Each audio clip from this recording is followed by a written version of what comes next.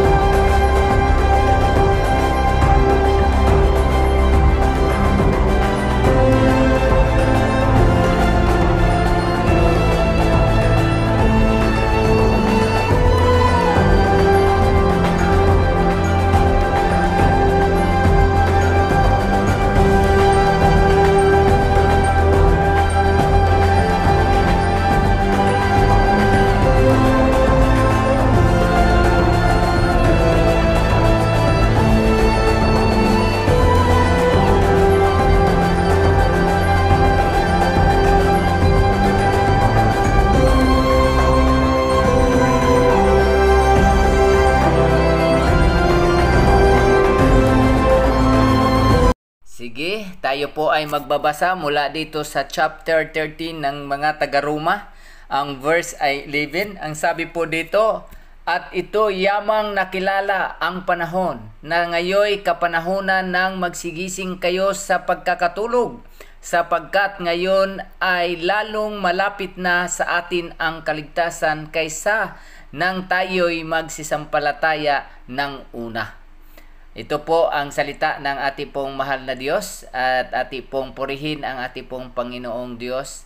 At ito'y paalala sa atin na tayo po ay magsigising sa ating pong pagkatulog. Pagkatulog saan? Sa ating pong pananampalataya. Medyo ang ating pong buhay ngayon ay relax-relax lang. At tayo po ay medyo napapalayo-layo minsan sa ating pong Panginoong Diyos. At ang panawagan ngayon ng Diyos sa atin ay magsigising tayo.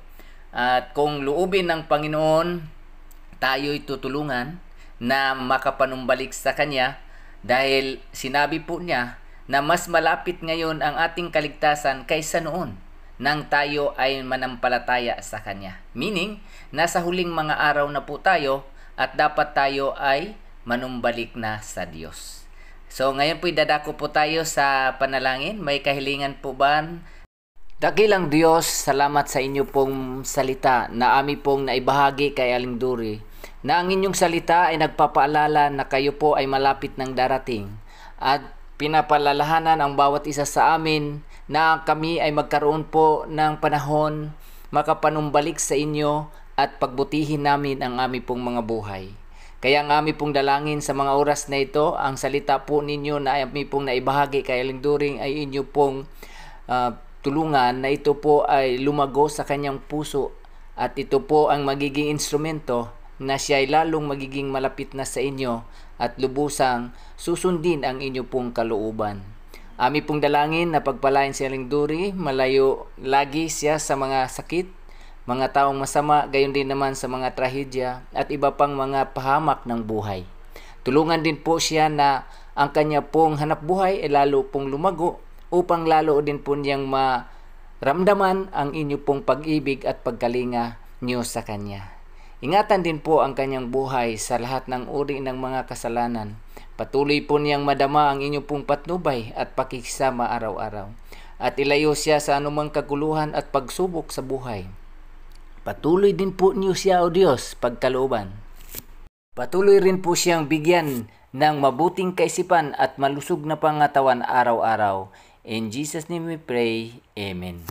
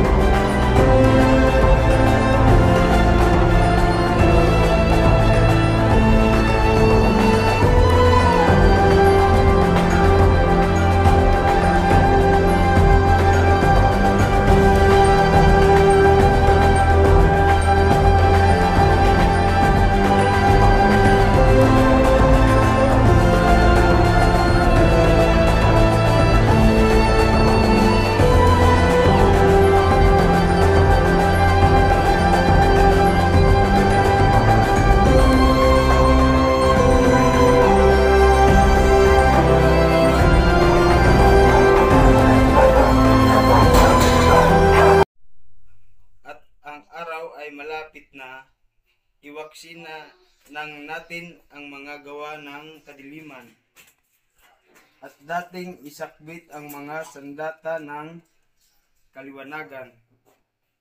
13. Magsilakad tayong mainhin gaya ng sa araw, huwag sa katakawan at paglalasing, huwag sa bugan at sa kahalayan, huwag sa mga pagkakaalit at pagkakainggitan. Ayun na po.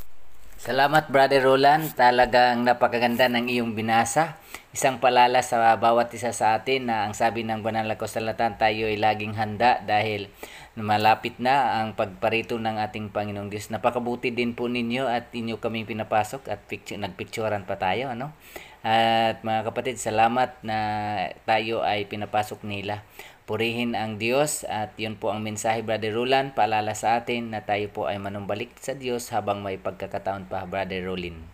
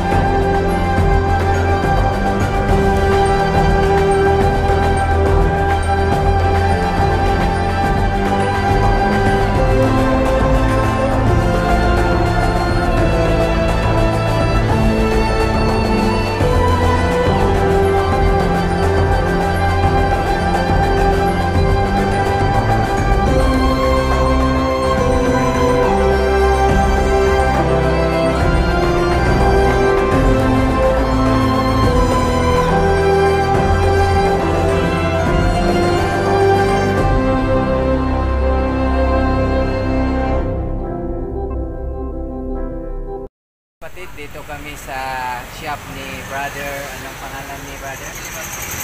Limar. Ayan, siya yung gwapo na binata ba? Ayan, aming nasumpungan dito sa kaniyang shop. Shop mo to?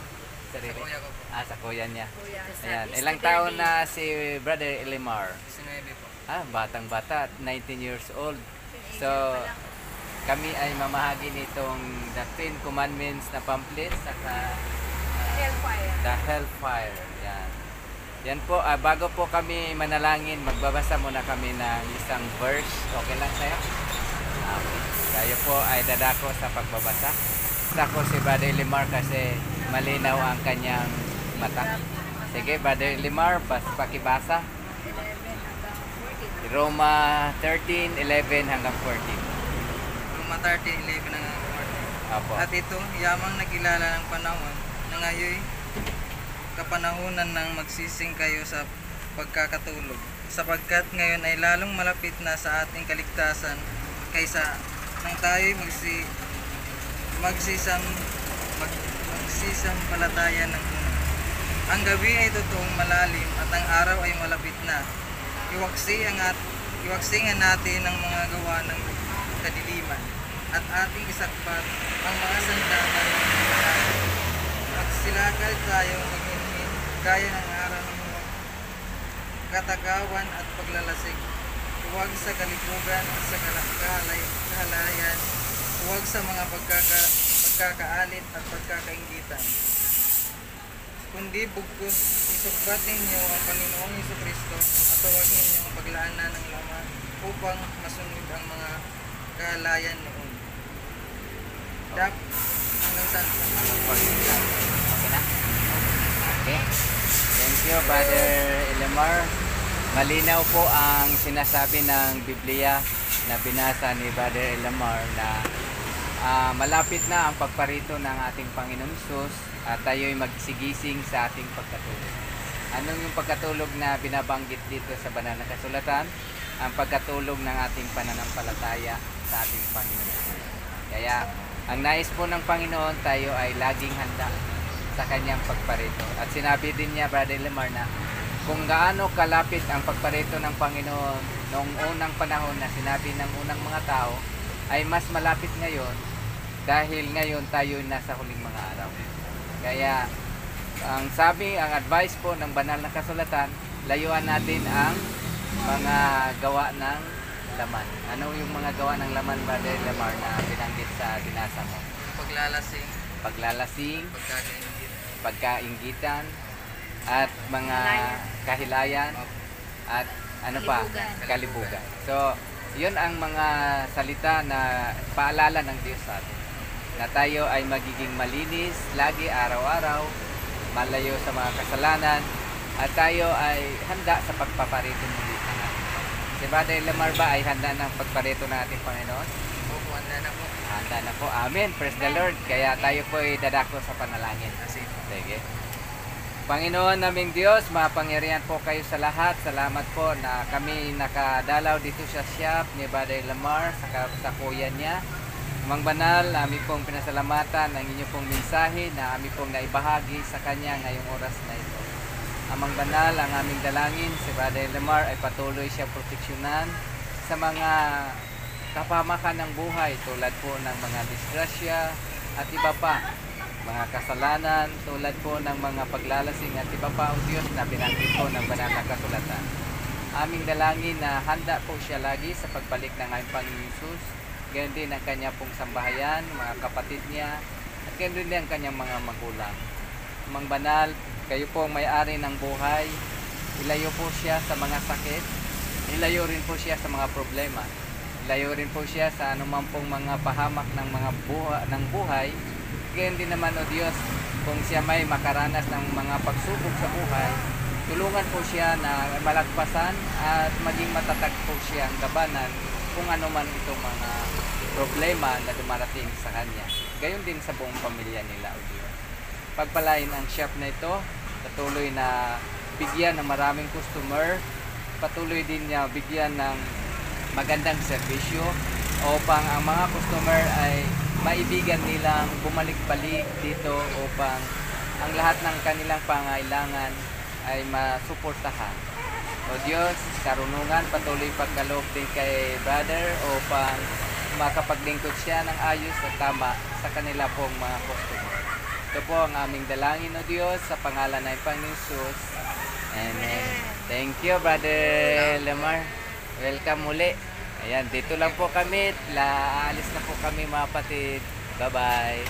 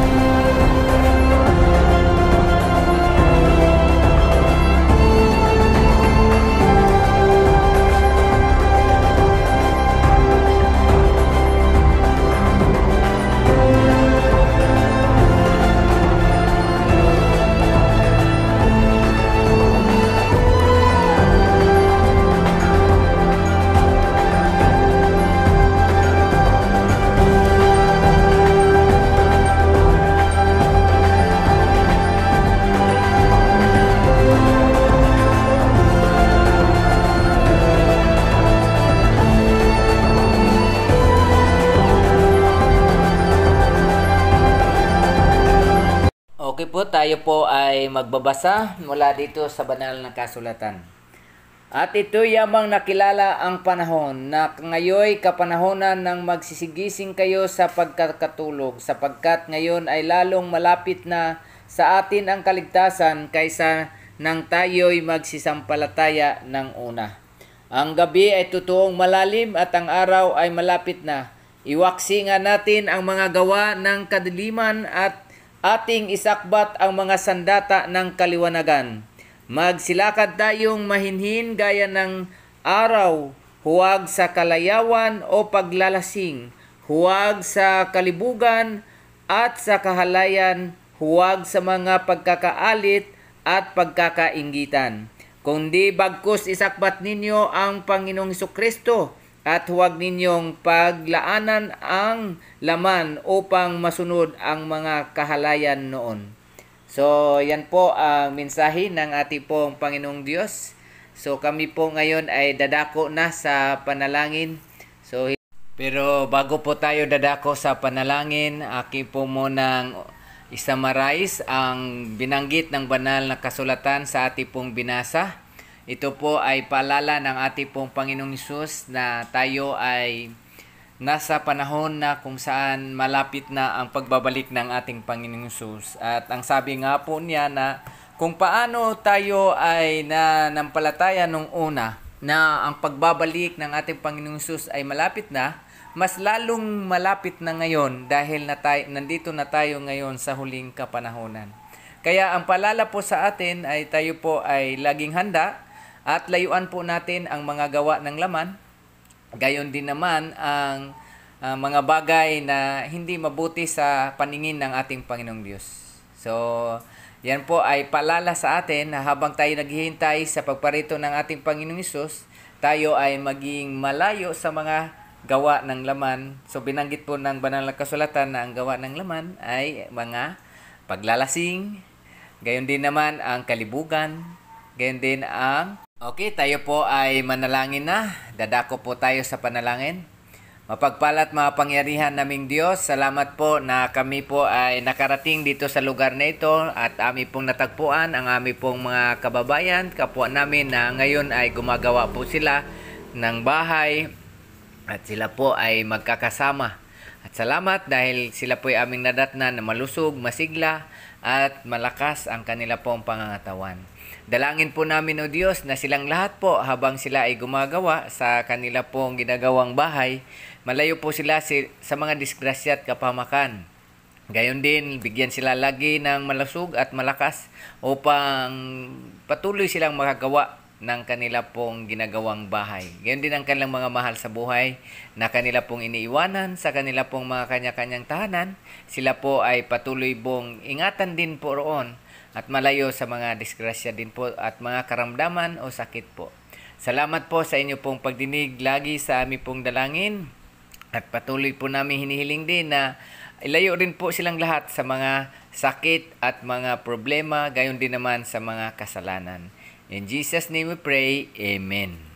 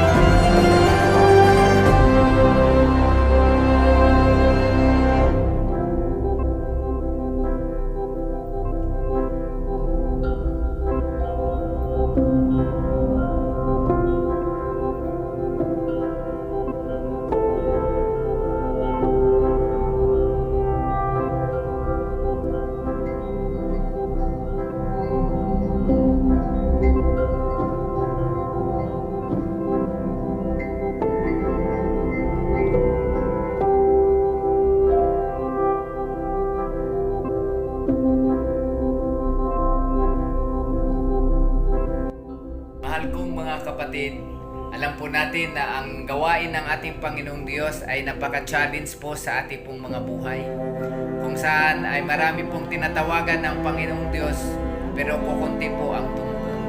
Ang aming pong dalangin mga kaibigan at mga kapatid, patuloy po ninyo kami isama sa inyo pong mga panalangin. At ang aming pong patuloy din pong kahilingan na patuloy din po kayo magbibigay sa amin ng encouragement sa kabila po ng mga challenge sa paggawa sa gawain araw-araw. Marami pong mga neglect sa paggawa sa gawain ng ating Panginoon, pero ang inyo pong encouragement sa amin ang siya pong nagbibigay sa amin ng sigla sa paggawa araw-araw. Kaya salamat po sa inyo pong patuloy na pagsuporta sa gawain ng ating Panginoong Diyos. Bagamat hindi namin kayo personal na kasama sa paghayo araw-araw, pero ang inyo pong mga panalangin at pagsuporta sa gawain ng ating Panginoong Diyos ay malaking bagay upang kami ay lalong sumigla at maging masaya sa paggawa sa gawain ng ating pong Panginoong Diyos.